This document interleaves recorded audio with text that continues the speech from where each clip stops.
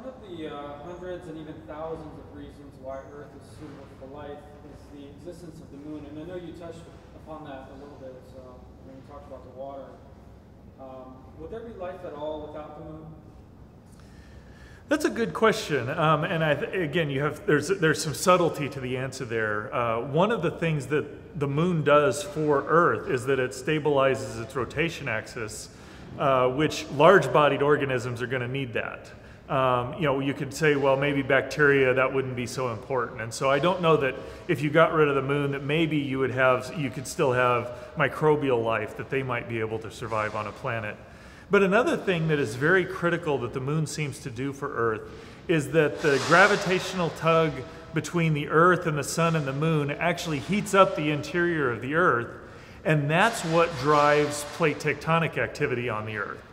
And if you have a planet with no tectonic activity, the water disappears pretty quickly.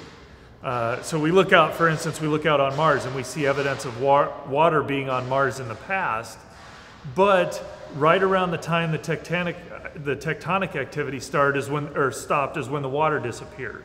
And so if you have to have a moon in order to have tectonic activity in order to keep the water around, then if you don't have a moon, you're not going to have life on a planet. So there's a lot of things that come into play there, and it's not a simple question to answer, but it looks like the moon is pretty important for a planet being able to host life.